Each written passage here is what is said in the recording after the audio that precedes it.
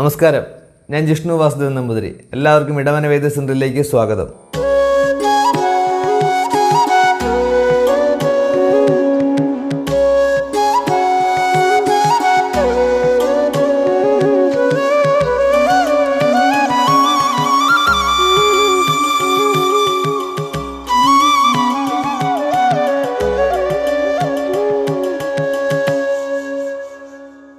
എല്ലാവരോടും നല്ല രീതിയിൽ ചേർന്ന് പോകാൻ, അഡ്ജസ്റ്റ് ചെയ്ത് പോകാൻ കഴിവുള്ളവരാണ് അവിട്ടം നക്ഷത്രക്കാർ.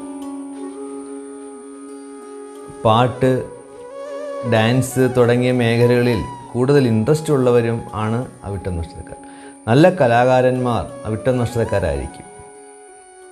ഓടക്കുഴൽ പോലെയാണ് ഇവരുടെ സ്വഭാവം, അല്ലെങ്കിൽ നമുക്ക് അതിനോട് സാമ്യപ്പെടുത്താം. ഓടക്കുഴലിൽ നിന്ന് പുറത്തേക്ക് വരുന്ന ആ നാദം എല്ലാവരെയും പിടിച്ചിരുത്തും.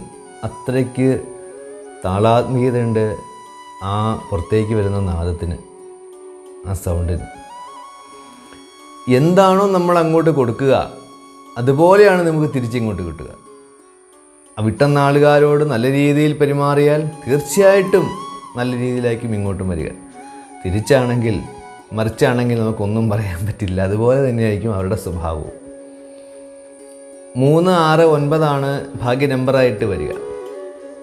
പവിഴമാണ് ഭാഗ്യരത്നം. റെഡ് റോസാണ് ഭാഗ്യപുഷ്പം.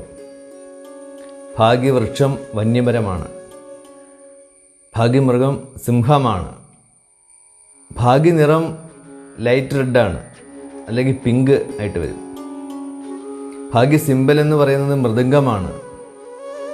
മഹാവിഷ്ണുവിന് ശംഖ് കൊണ്ട് അഭിഷേകം ചെയ്യുന്നതാണ് അവിട്ടം നാളുകാർക്ക് ഉത്തമമായിട്ടുള്ളത്.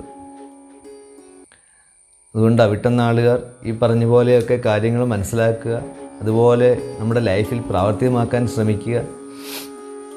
നല്ല രീതിയിൽ തന്നെ അവർക്ക് ഉയർന്നൊരു ജീവിതം തീർച്ചയായിട്ടും അവർക്ക് ലഭിക്കും. ഞാൻ കഴിഞ്ഞ വീഡിയോയിലൊക്കെ ദേവത പറയുന്നുണ്ട്. അപ്പോൾ ആ ദേവതയെ അവർ കൂടുതലായിട്ട് പ്രാർത്ഥിച്ചാൽ അവരുടെ ആഗ്രഹം സാധിക്കാൻ വളരെ നല്ലതാണ്. അതിനാണ് ഭാഗ്യദേവത.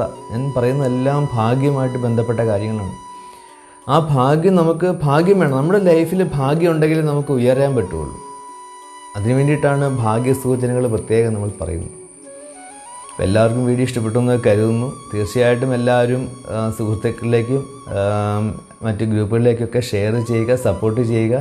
ഇത്രയും നാളും നിങ്ങളുടെ സപ്പോർട്ട് തീർച്ചയായിട്ടും ഉണ്ടായിരുന്നു.